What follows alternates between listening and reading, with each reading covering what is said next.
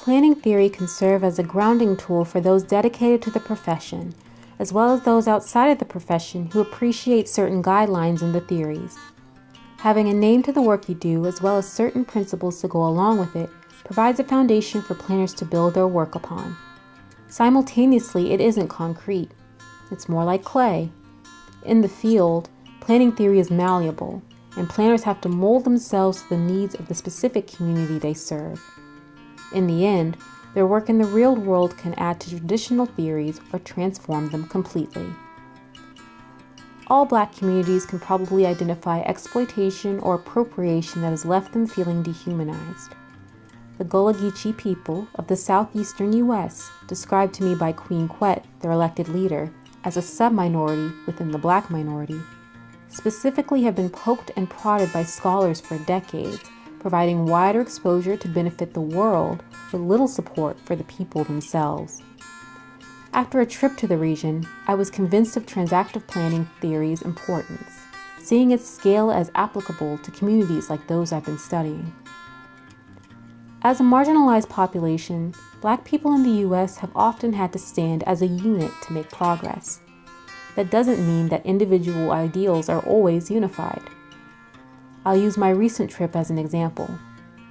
While interviewing people who identify as Gullah or Geechee in South Carolina and Georgia, I saw a few strong similarities in their ideas about community, identity, and progress.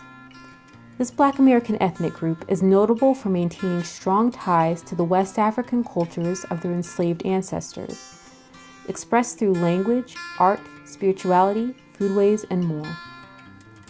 Contrary to the broader Black American experience, they have a long history of land ownership, which has weaved itself into the culture as well. Despite these unifiers, I also saw some distinct differences when it came to what community members believed as central to the identity, as well as what their most crucial issues are. It was then that I realized that no amount of reading is going to present the nuanced beliefs within a community that are all equally valuable.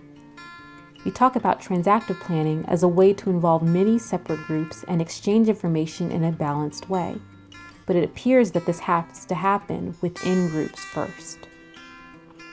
Even as a Black woman myself, because of my privilege both in social class and education, I tend to generalize impoverished Black communities.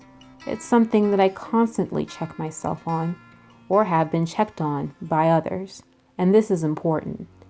My goal is to do work that undoes the dehumanization of Black people in America. That means making room for individual voices within the communities I work with.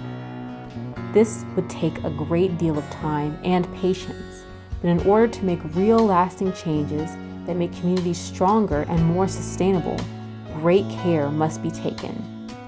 This is not the objective in planning that is highly imbalanced, favoring private development which has negatively impacted communities like the Gullah Geechee. Hence my appreciation of transactive planning theory. I found the active inclusion of all stakeholders in a project very compelling. As I see it, especially when appropriately used at the local level, it's supposed to give everyone a seat at the table. This is not to imply a passive process. At the table, everyone exchanges knowledge as equals, regardless of educational or professional background. This social learning approach, coined by planning scholar John Friedman, appeals to me because there is an apprehension in marginalized communities when outsiders offer their assistance. Transactive planning is an action-oriented planning theory that pushes back against traditional Euclidean zoning-based planning practices.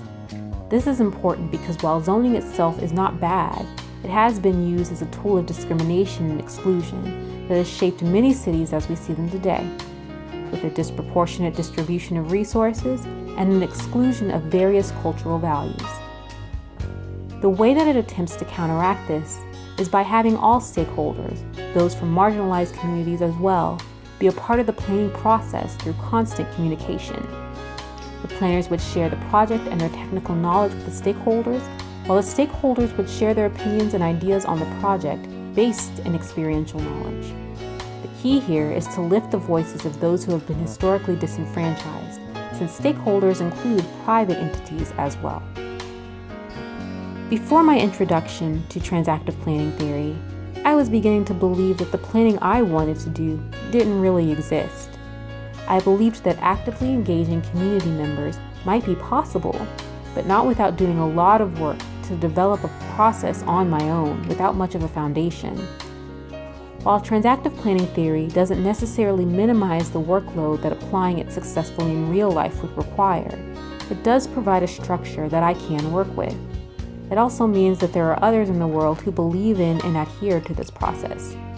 This opens the door for the exchange of ideas between planners and greater collaboration, which can improve the practice of transactive planning and provide more examples for those who work to expand the theory.